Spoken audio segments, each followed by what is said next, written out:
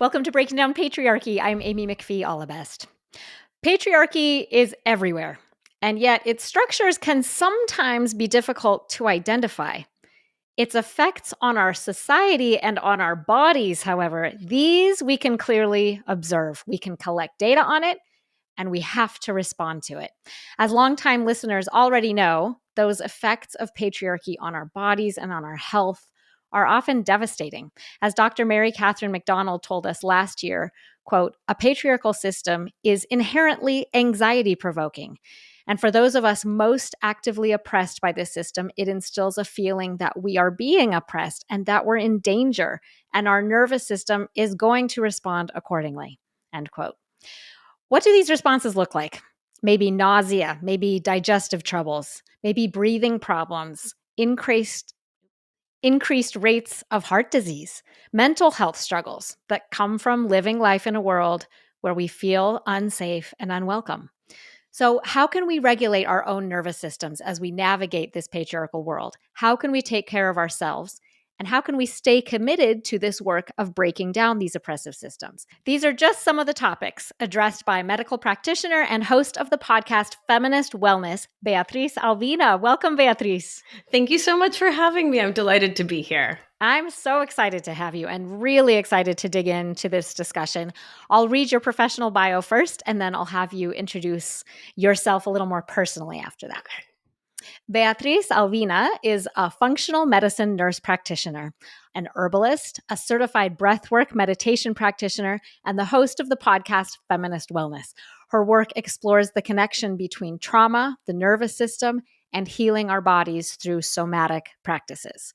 And so, yes, as I said, I'm so excited because I feel like, especially right now, we were just talking before we hopped on the recording. We're recording in mid-January of 2025, right after the Trump inauguration. And I think a lot of people are experiencing a lot of dysregulation, a lot of physical symptoms of anxiety coming from the changing landscape of the world we're living in. So this is very, very relevant and practical, the work you're doing. And so I'm super grateful for it. But before we get into that, I'd love for you to introduce listeners to yourself by talking about where you're from and some of the factors that went into making you the person that you are today and doing the work that you're doing today.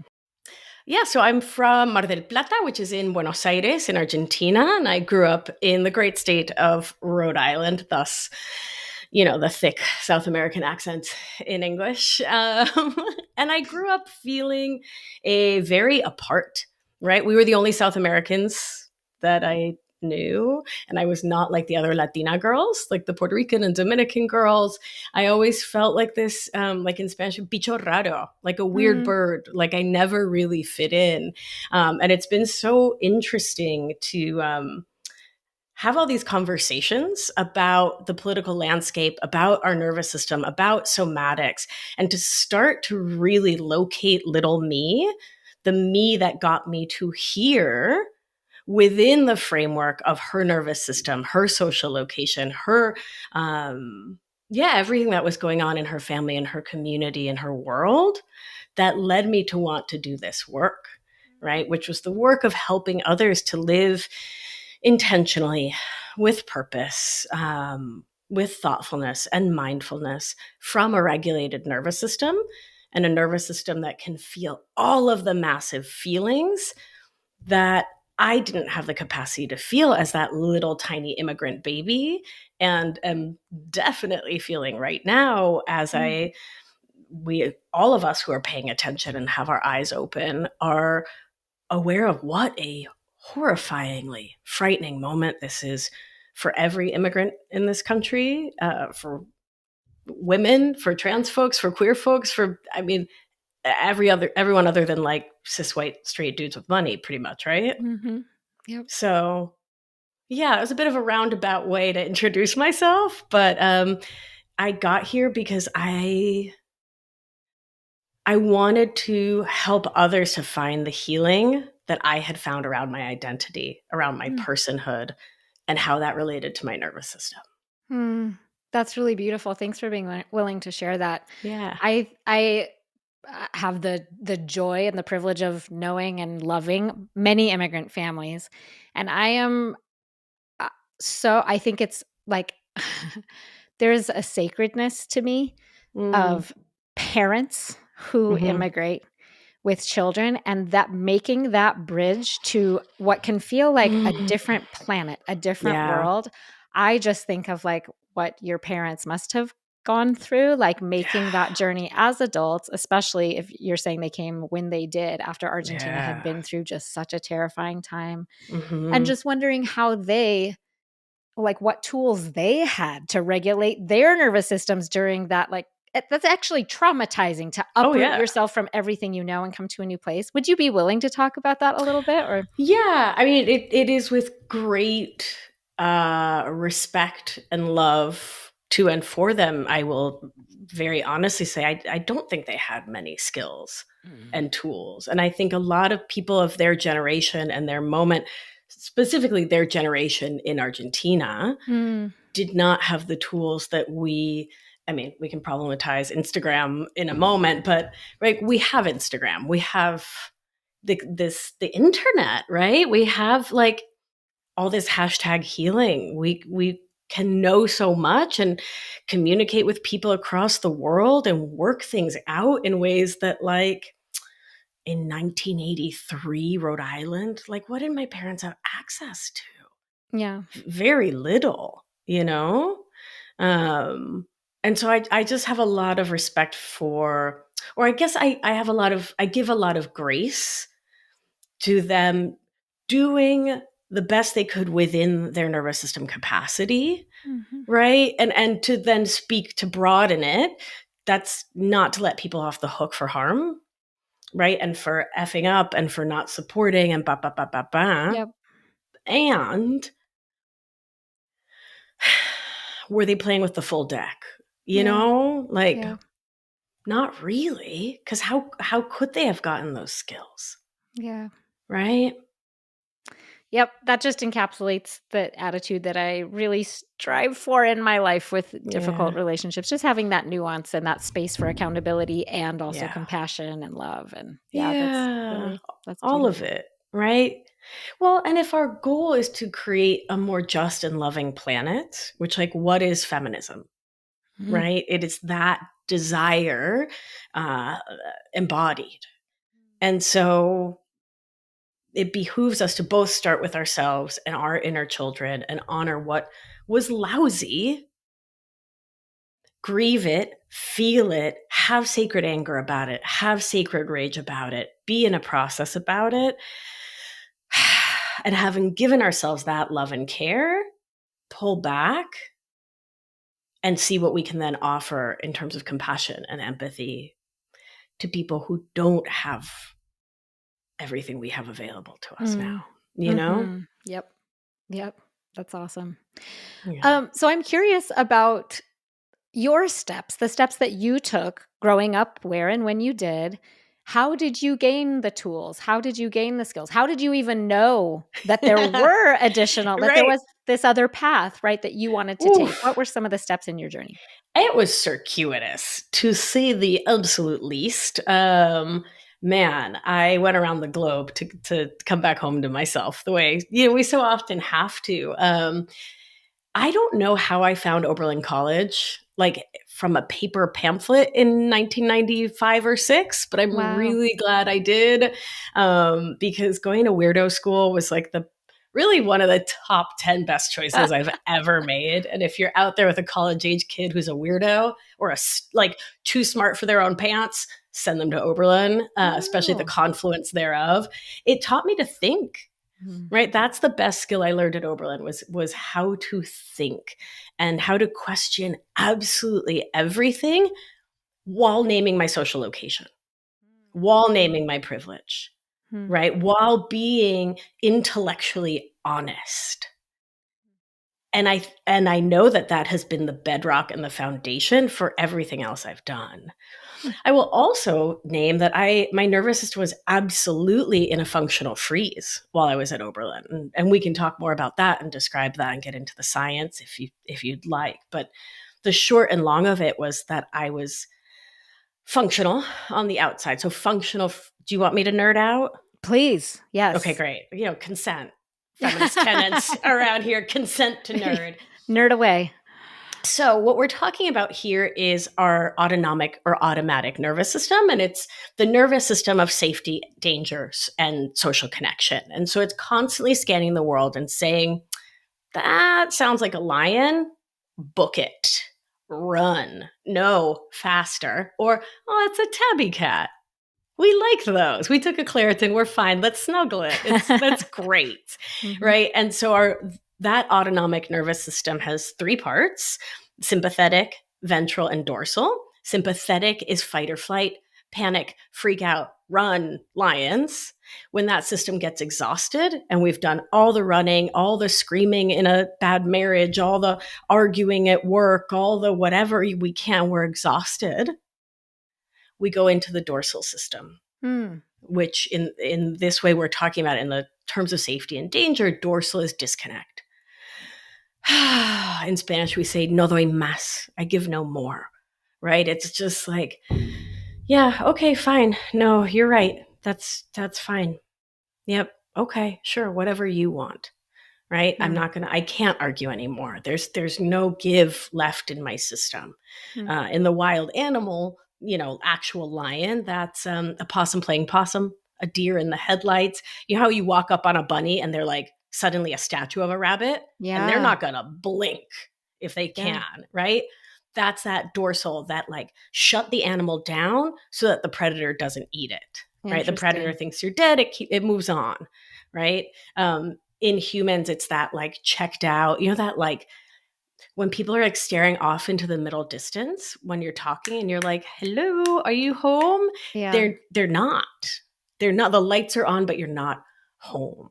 And so these are two responses to stressors, and they can be two dysregulated ways of walking through the earth: anxious and revved up, or checked out and shut down. That makes sense so far? It does. Yes. And I'm just wondering too, if that dorsal state where you freeze and you check out, I think of like the rabbit, like you just described, as that being in that critical moment of like, I'm going to try not to get eaten. But I wonder if that can last for a long time in a human, like in a relationship or depression. Okay. Yeah. Or like being in a relationship where you're not being heard, you're not being seen. This happens for a lot of kids. I think particularly kids our age, like kids raised by boomers and the silent generation who weren't being listened to. And I'm not throwing anyone under a bus. I'm just, sharing what I've 20 plus years of doing this work. When you're chronically not listened to, you learn that you're not worth listening to. You learn that your voice doesn't matter because it's not going to be heard anyway. So why push? Right? And I think a lot of us have been there, particularly in patriarchal systems, where we're like, you know what? Why bother? I'm going to save my energy for not this. Or we don't have that awareness and that consciousness, and we just, or the capacity, right, to make a decision like, I'm going to save my energy, and our body just checks us out in a way without our active consent. Sure. Right? With our cellular consent, but not with our conscious mind's consent. And so we just check out of life. Yeah. And that, you see that in the kid who's like quiet and depressed at home, but super hyper at school with a teacher they trust, a teacher they feel safe with, a teacher I love Miss Amy. And you get to class, you're a complete banana boat with Miss Amy because you feel safe with her and she loves you and she listens to you.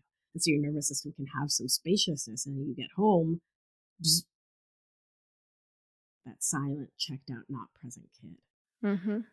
Yeah, makes sense. Yeah, they're all survival skills, right? How can I not be lunch? Yeah, right? But lunch is metaphorically, it's more complex now, right? Yeah. Because studies show very few Americans are being chased by T-Rex or lions. Yeah, it's just true. by the latest studies. I don't know if you have more up-to-date studies, we can review those. But we'll look at mine the data. show. Yeah, we'll look at the data. I trained in epidemiology in my MPH. We can nerd. But yeah, and then ventral vagal is the nervous system state where we're chill. How I feel right now. I feel ventral vagal, safe and social. with a little bit of sympathetic, just a tiny touch, because I'm happy, I'm excited. I love nerding about this stuff. And I saw your post about Gloria Anzaldúa and Shireen Raga the other day, and I was like, oh, I cannot wait to talk to her. Yay, good. I'm so glad. Oh, that makes me happy. Yeah. Oh my God. God, those two. I mean, talk about, like, I remember finding them my first year at Oberlin. Like finding them in the library, like, and doing amazing. Chicana studies and reading about them. And then, yeah. It's rare for me to lose words, but I noticed that I just, in this sort of sympathetic cascade of like, oh my God, so many feelings and so much excitement. And I can't even find the words, but in the most beautiful sense of dorsal, where it's so like, what those women mean to me. Yeah. Right? Because they take you to Audrey, who takes you to Belle, who takes you. Yeah. Yeah. Oh, I'm so happy to hear that. And I'm so happy to know that you found them so early in your adult life. And thank goodness that you did go to a place where you were taking Chicana studies and that there were copies of those books in your library, because a lot of people don't have access to that. And so glad you did, because it sets you on your course early on. You don't have to waste all those years not knowing about it. And so even though I was describing functional freeze, which is what got us into the nervous system. So functional freeze is when you're in that sympathetic, gotta prove myself, gotta make sure these people know I'm smart. I gotta prove who I am. I gotta prove I'm good enough. Proving, sympathetic. But dorsal, checked out, disconnected, not home on the inside. To yourself, to your feelings, to like what's really going on for, with, and in you, because you're not present with yourself. Right? And we're usually not present with ourselves because of a combination of family blueprint and survival skills, along with growing up in white settler colonialism, late stage capitalism, and the patriarchy. Right? Yeah. Yeah, makes sense. Yeah. So you said that you were experiencing some of these symptoms, maybe, or some of these responses in college, right? Like, where did that come from? What did that feel like? How did you develop coping strategies? Walk us through that. Yeah, well, I think it was very much that confluence I was just talking about of family survival skills plus, the multiplicities of oppression, while also having this, what felt at the time, I would call it like guilt as a white Latina, of feeling like the oppressor, but also a Latina. And so like in college, really feeling like I had to fight for my identity while I was just sort of figuring out my identity. It was a complex moment. And there's so much complexity to being a white Latina. Like, come on. And this is not me with a tiny violin. No, the opposite. This is me owning my role as the great granddaughter of the oppressor, right? And walking in white skin, obviously. So there was the functional freeze was all of those factors. Also, it was really gray in Ohio. I am gonna blame the lack of sun just a little bit, but that's just fair. feeling feeling so overwhelmed and not having the coping skills, other than studying really hard. Right? Other than like, okay, everything feels like a mess. What do I know how to do? I can get an A+. And another one and another, and I can organize, because I just like, my chart's so much Leo and so much Virgo. I will organize. So I like ran the Latino Student Union. I helped organize the hip hop conference. Like I got people together, but it was all external work. Do you know what I mean? Like me was shut down. Performing, doing, making. And so when I flash forward 20 years to the work I do now, it's all about giving a context to that girl in Oberlin, Ohio, who I felt like I was broken because I couldn't see the systems. I couldn't see the mechanisms. I couldn't see the survival brilliance, which I now call emotional outsourcing. Can I define my term for you? Please. Thank you. So if you had told 18 to 30-year-old me, girl, you are so codependent. I would have been like, ew, I'm not like, I don't know, a Midwest soccer mom. Like I would have told you 20 cliches about who I was not, who was codependent. No, that's not me. I'm a strong, feminist, independent woman. I mean, if you think I am, do you think I am? Do you think I'm good enough? Am I strong enough? Am I feminist enough? It's my hair look pretty. Right. So I had all of the habits of codependent, perfectionist, and people-pleasing experience, but none of those words fit. Definitely was not a perfectionist because I was messing up so much. Like, not to throw myself under the bus, but sometimes I would get an A-. I know, deplorable, Yes. get out the guillotine. But honestly, like I wasn't perfect. Like I got a 90 on an exam. Fool. I certainly was not people pleasing because who was happy with me? I was never doing enough. Ever. So I didn't get help. I didn't get support because I couldn't identify with the terms that were the gateway to the help. So a new term is needed, and a term that is in its way, because language creates everything, you know? I mean, and so extracting those terms from their origin, you know, codependency as a term and as a thing to deal with comes from the war on drugs, right? And talking about the enabling wives and creating more of a problematic group of problematic people related to the drug war. So then if it's also on her, we get to push this pedagogy, as it were, even further. I could get lost in that. So I'm going to pull myself back. But emotional outsourcing speaks to what we do. And I define it as when we chronically and habitually source our sense of safety, worth, and value, and belonging, the three most vital human needs, from everyone and everything outside of ourselves instead of from within, to our detriment. And that part's really important, right? It is to our detriment each and every time when we don't believe that safety, belonging, worth are within us. Right? Yeah, this is fascinating. What just came to my mind is how I know, well, I'll talk about myself. I was going to say, I know a lot of women who, I'm just going to say me.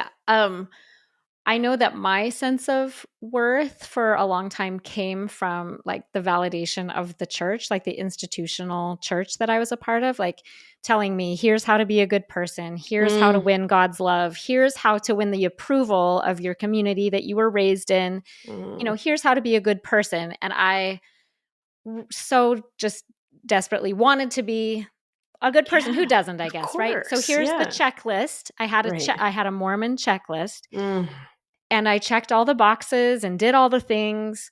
And you realize that that's never enough. And there can be, I mean, I would say in some ways I was lucky to have positive relationships that were based on like real unconditional love. And I had, you know, I had some good things going for me too, and some good self-esteem as well. But I was definitely wanting to prove myself as righteous and smart and one of the good girls of Mormonism. Right. But the thing that I was thinking is a lot of times, even once people leave that and they kind of abandon that checklist, then they transition to maybe, okay, instead, I'm not going to be that Mormon woman who just stays home and does domestic stuff. I'm going to enter the workforce. And they just traded in for a different list. Yeah.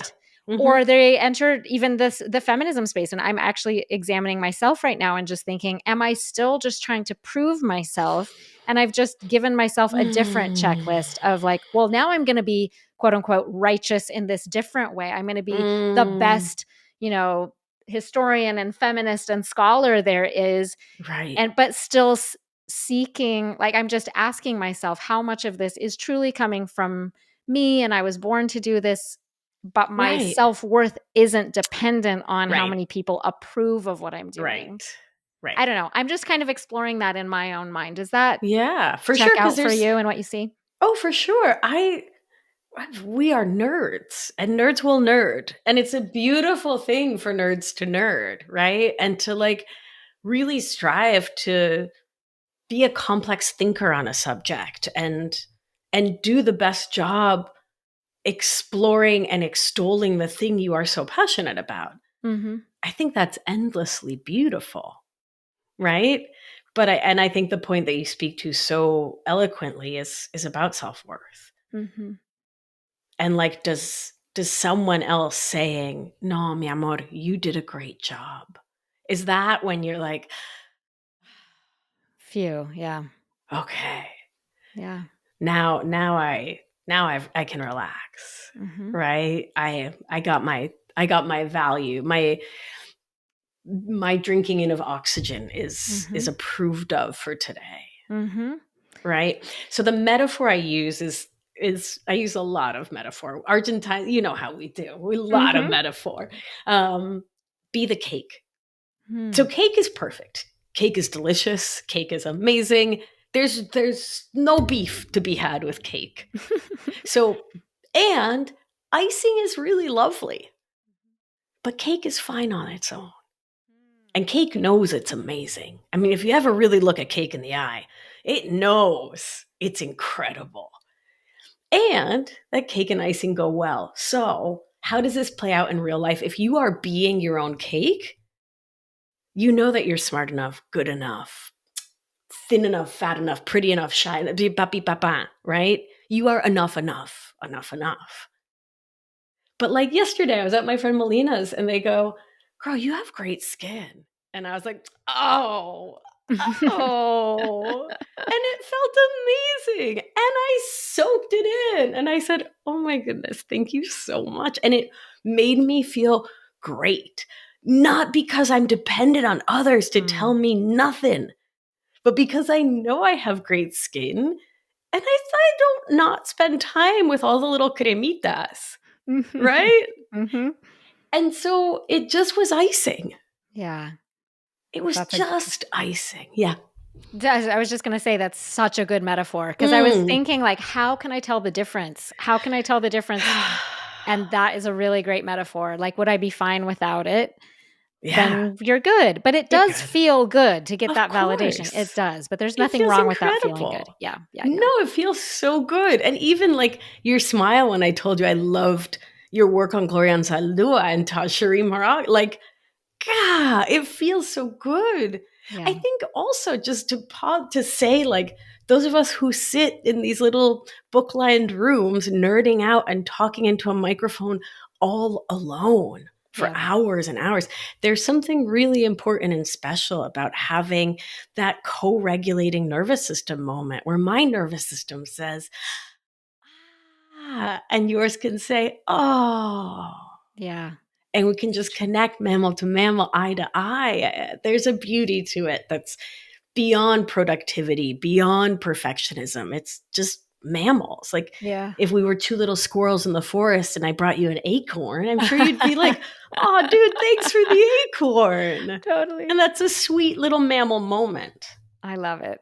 Yeah. And yes, and also, and thanks for mentioning that again, because I do think too, like part of my joy, which I didn't realize was reading so much on my face, but part of that, and you can understand this too, is yes, me laboring with my books in isolation and then thinking I'm doing this because I want, as an educator, you want to educate and you want your work to reach other people. And so like, oh, you found it. Like I did this thing hoping that people would find it. And the fact that it found you organically just makes me so happy.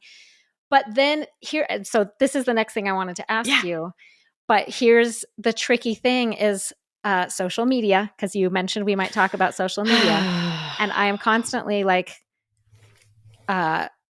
really interrogating my reactions and my sense of satisfaction that comes from, oh my gosh, this video we did got this many likes, got this many shares.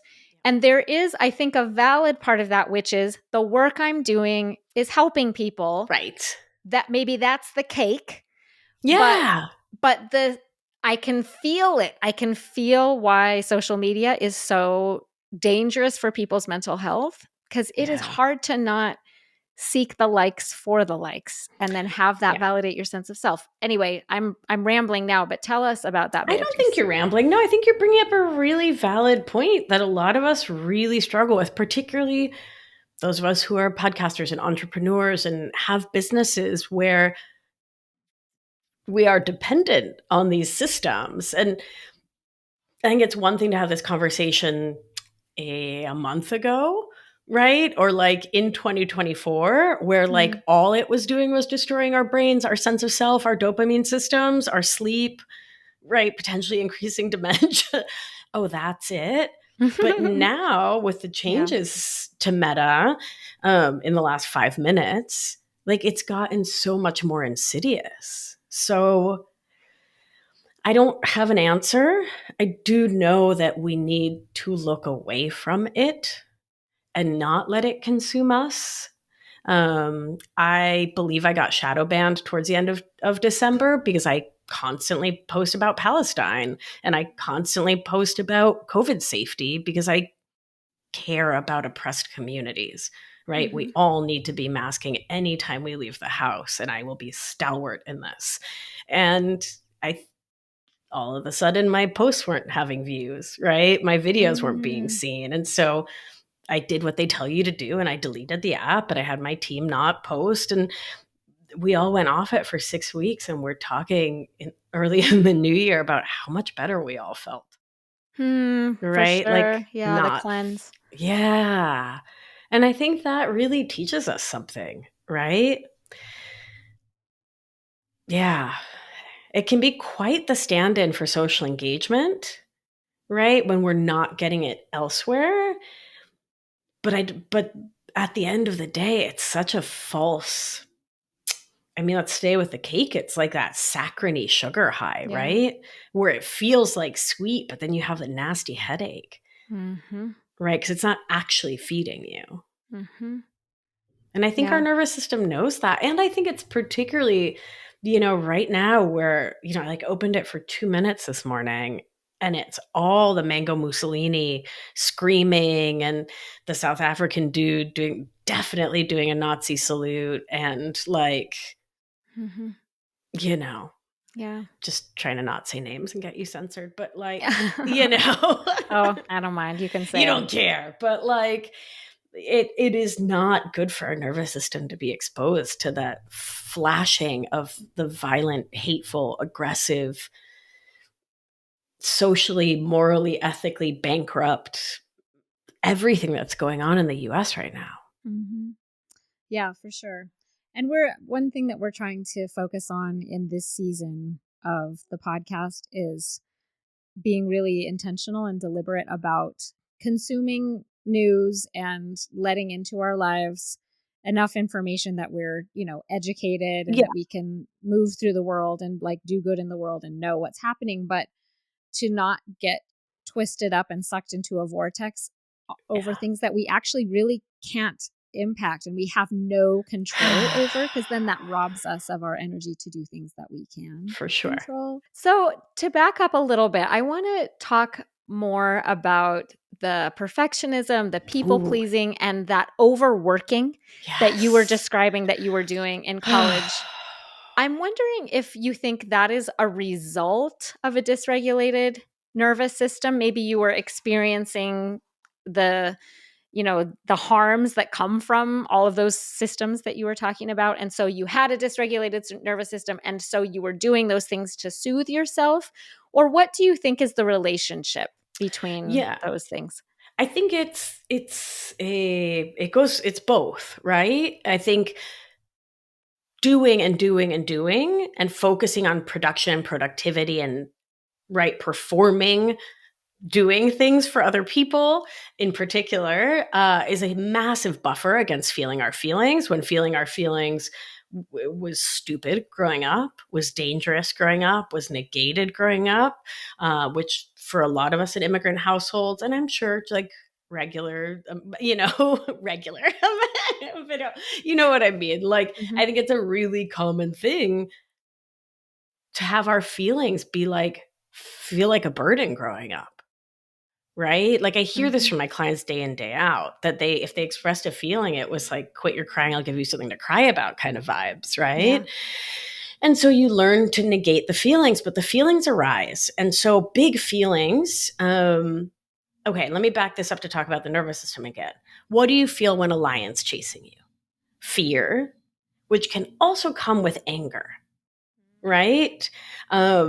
What do you do with those feelings within you that tell you, get the hell out of here, run, fight, flight? If you cannot express them, they get shoved within. But that revved up energy that's secondary to adrenaline and norepinephrine, they stay within your organism. As Mm. long as your body's pumping them out, they're in your bloodstream. It's pretty clear science, right? And so we need to channel all that adrenaline into something, or we just friggin' explode, right? That's when people start throwing lamps and screaming at the top of their lungs, rah, rah, rah, rah, rah, when you're not doing something with it. But if you've been good girl trained, if you're living in that emotional outsourcing where everyone else's thoughts about you are the most important thing, like the apex of vitality, bueno, what are you going to do? Clean the house like a freaking tornado, right? Mm. You're going to vacuum behind the microwave by taking it out of the wall, right? You're going to Mhm. you're going to clean. You're going to organize. You're going to bake. You're going to sew. You're going to do. You're going to do. And if the domestic sphere is the safe sphere, you're going to do and overdo and overfunction there, or at work, or in your studies, or in athletics, whatever it is for you. We use over functioning, overdoing as this incredible buffer. And Mira, like, I'm not going to diss it completely. It works until it doesn't. If you have absolutely no skills and tools to feel your feelings, they will overwhelm you. Mm. It makes sense, right? And so it keeps us from going into full-fledged panic. And so I'm really careful not to malign our survival skills, because they are survival skills, right? And if you're in a very patriarchal household where you're not allowed to be angry, what else are you going to do till you can get yourself out of that setting? Mhm. You know? Yeah. So I have a lot of respect for that survival skill. That Yeah. sucks. Like, it Yeah. simultaneously really sucks. And so that's one sort of direction of it. And then the other direction is when we are pushed into productivity by late stage capitalism, right? And so you're 20, you're 22, and you graduate college, you go out into the world and you get an internship that's 16-hour days, and you don't really understand what that is till you're next to burnout, right? Till you're exhausted, right? You're living the dream of having a full-time job and 3 kids and a household, and you don't know what that means till you're next to dead, Yeah. right? And so sometimes it's what's imposed upon us that keeps us from having the feelings, because we're treading water just to survive and just to keep up, and just keep up appearances and keep the kids fed and to keep the dog from dying, like, just to keep up. So cuts both Yeah. ways. What do you think? Oh, for sure. I'm just thinking of so many myself and so many people I know that, yeah, and I love your approach to having compassion for it and seeing why people cope in this way. We're doing the Yeah, best we can with the tools we have. absolutely. And But I what would would even say within the nervous system capacity we have. So this is really important. People get so mad at themselves. Oh, I can't believe I stayed in that marriage, that job, that town, that religion, that ba ba ba. But what we don't realize is our nervous system only has so much capacity to bend and flex.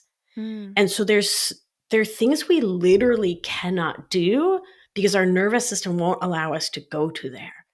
So yelling at 26-year-old you as 56-year-old you for not leaving that religion and that marriage and that town is like really like getting mad. I have a stinky old chihuahua. It's like getting mad at Ziggy for not doing my taxes. Like, he literally Yeah. does not, or like getting mad at your 6-year-old for Yeah. not doing the taxes. Yeah. Like, they do not have the capacity, and you didn't either. And I should have known better. If someone had told you better, your neurons couldn't have fired to like make that come true because science. Like there's nothing to it but because science. Right? And this really matters to me because when we are mean to ourselves, we go into sympathetic activation. We go into fight or flight. We don't have good thinkings. We don't have good metabolism. We don't have good thyroid function. Like nothing works optimally within our body, within our cognition. We don't sleep well. Like everything goes to hell in a handbasket when we are outside of ventrovagal for extended periods of time, when we are dysregulated on the norm, like on the regular. And so why be your own bully? There are so many people out there just really stoked to bully you. Yeah. Right? If you're listening to this show, like there's plenty out there. Don't add to their pile, no?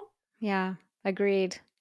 So let's assume that I am someone who's in a place and I think, okay, yes, I can be compassionate to my past self. Yeah. I'm in a place now where I do want to, and I'm kind of speaking representatively for the listeners, like someone's like, okay, I'm not going to be mean to myself for what I didn't know before, but now I'm ready to learn some skills to regulate in a more positive way. How would you, what tools do you want to hand to listeners? Yeah. In order to step out of emotional outsourcing, out of dysregulation, we need to step into presence and mindfulness. So meaning like actually being in the room when you're in the room, unless you're choosing not to be, right? Because when we're present, we can be intentional, right? And we can have that felt and embodied sense of agency that allows us to create the lives we want. So where the hell do we start? We start with our morning beverage. And this is going to sound so oversimplified, and that's exactly the point. So when we're working with the nervous system, particularly early on, we don't want to go anywhere near the landmines. Right? You don't want to start thinking about, well, do I mindfully want to answer the phone when my mother calls? No. Put it away. Put it away. We start with something banal, something that's like not going to activate the nervous system at all, which is you wake up and instead of immediately turning the coffee maker on or the kettle or whatever you do, you pause. You orient your nervous system, which means you look around. And you tell your nervous system when and where you are through your eyes. Okay, I'm at home, I'm safe. Because most of us don't pause to let our nervous system know that, right? It's Wednesday, I'm home, I'm safe, I'm okay. I feel your 2 feet if you have 2. Feel your feet on the ground. Get present to the sensation of being you in your body just a little bit. If your body was the site of trauma and that's too stressful, don't freaking do it. Get present to the countertop. Put your hands on the countertop. It's probably going to be cool first thing in the morning, right? Feel it. Or if it's wood, feel the grain. Like get present to your body and the surroundings or inside your body, whatever's available. And then ask your body, what do you want to drink?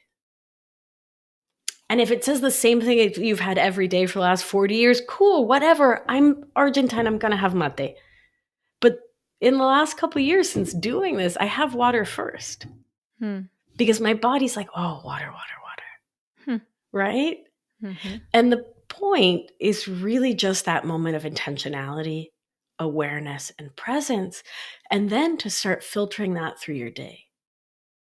So instead of just like, oh, there's pizza in the break room, I guess I'll have that for lunch.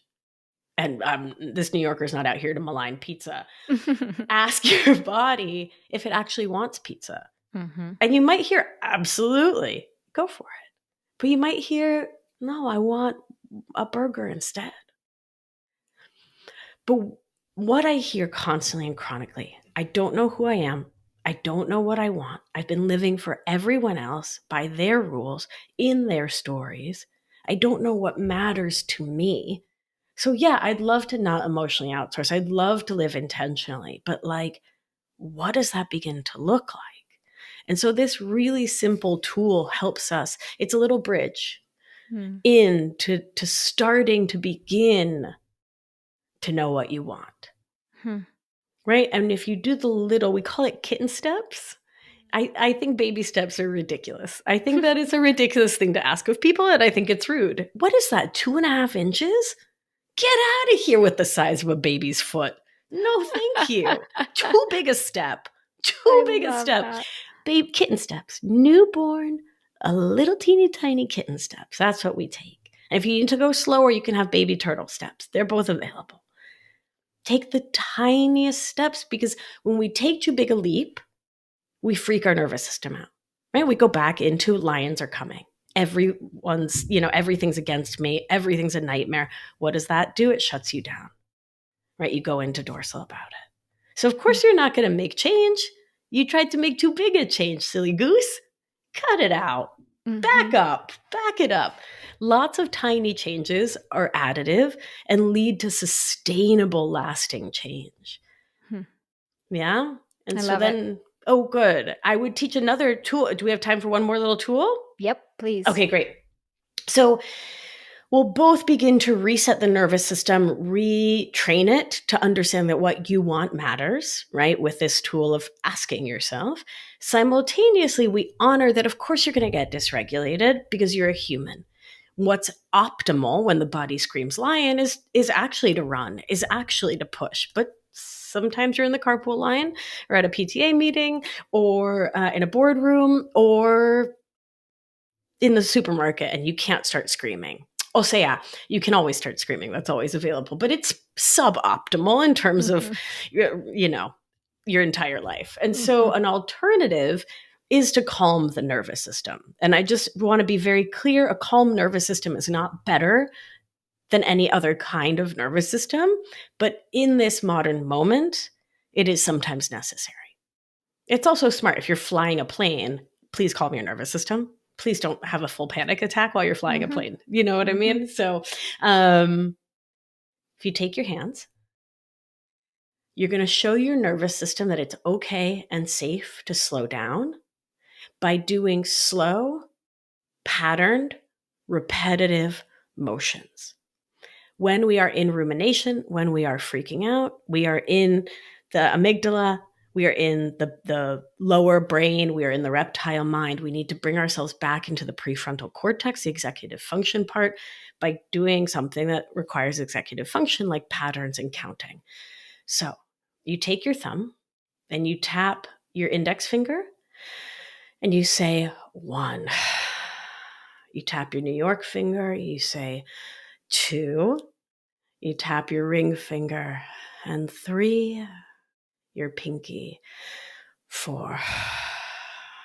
And then you come back, 4, 3, 2, 1, but way slower, as slow as you can manage. And when you keep doing it, you start to really feel it. I mean, can you even feel it just watching me do it?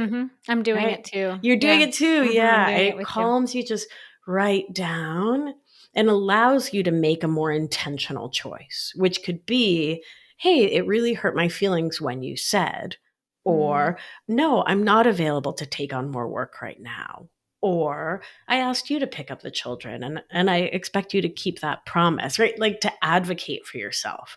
That's only really possible when we're in a regulated nervous system, in ventral vagal, with that little bit of sympathetic that allows us to be active on our own behalf.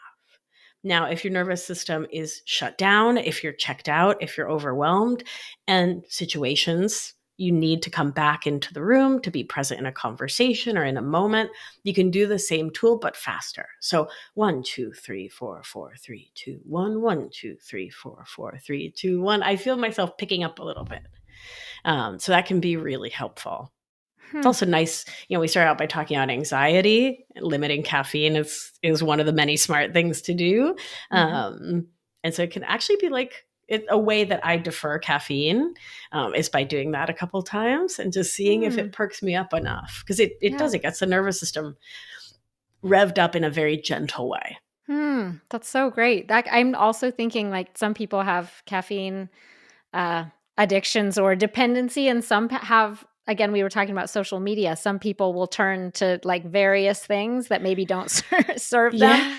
And I'm thinking that's a really good strategy also for just whatever you're turning to that you think, wait, when I do that, it actually doesn't make me feel better. Right. That this can get you grounded again Yep. so that you can make a more intentional choice. Is that what? Exactly. Yeah. Yeah, for sure. It can help us stop buffering against our feelings. Yes. Yeah, by turning on the Yes. phone or the beverage or whatever. Yeah. Yeah. And I would recommend, if that's what you're seeking to do, to orient the nervous system first by looking around Mhm. and letting your nervous system really relax into the moment. Mhm. Yeah. Yeah, that's great. One more thing I wanted to ask you about is you talk on your podcast about the idea of embodying interdependence. Mm. So could you talk about interdependence, maybe define it for us, and then talk about why cultivating this interdependence might help us break down patriarchal structures? Oof, I thought you'd never ask.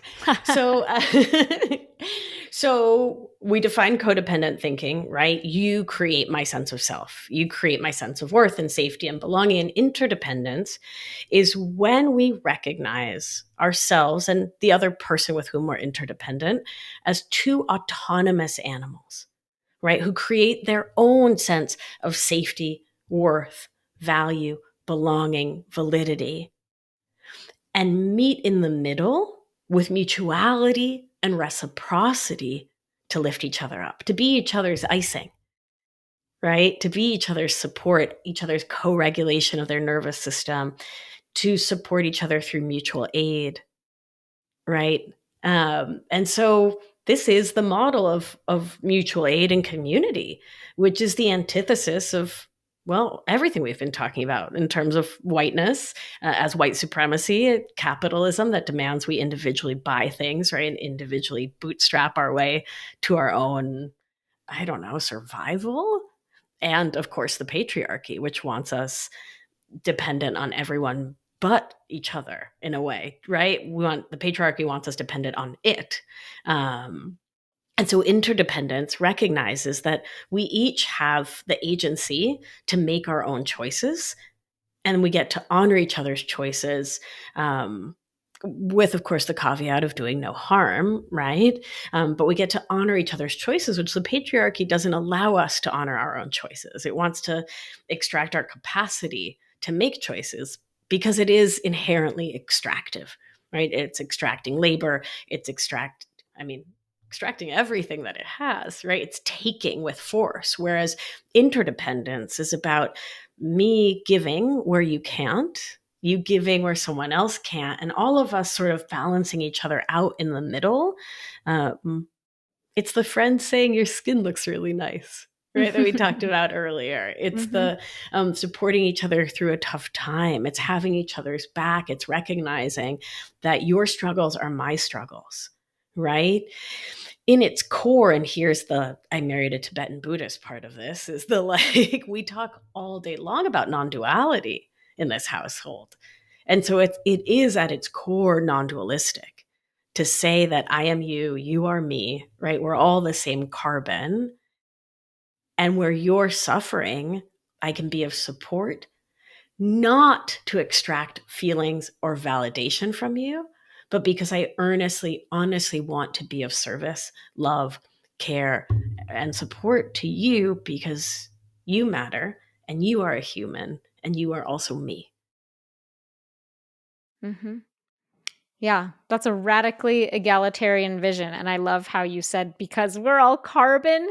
And that, like, at a fundamental level, it just suddenly reminded me how absurd hierarchies are among human beings. Just remembering that fundamental scientific truth, right? Yeah. We're all carbon. We're all carbon. It's all right. Yeah. But we do humans, for whatever reason, we are primates that really like hierarchies. We just build them all the time. So yeah, it takes a lot of work to deconstruct them and to fight against that tendency. And I think some people have it stronger than others, obviously. Right.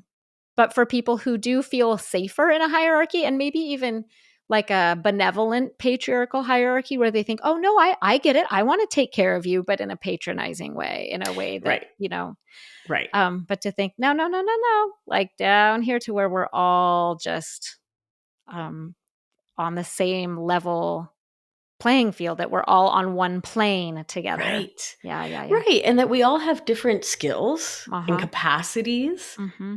right? We have different smarts in different ways, right? Like one of my sister-in-laws could knit you a sweater, like a whole full sweater, probably in an hour. And I just sit and watch her and I'm like, oh my God. But if you need an IUD put in or some deep psychoanalysis, I'm your gal, you know?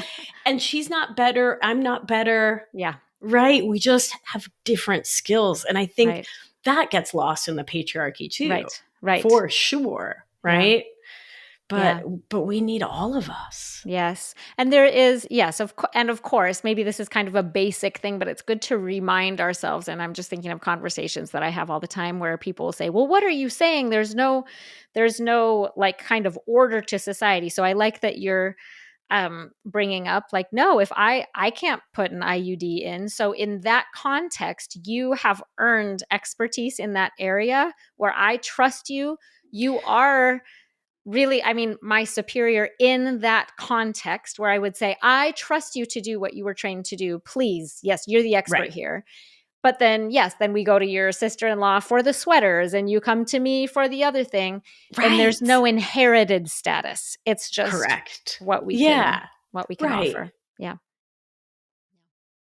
And maybe if we all get to shine equally, then it's like no one's superior in any moment. It's just the like Care Bear stare of like, you're the star in this moment. Yes. And we can recognize it in a way like as like fleeting in the best way.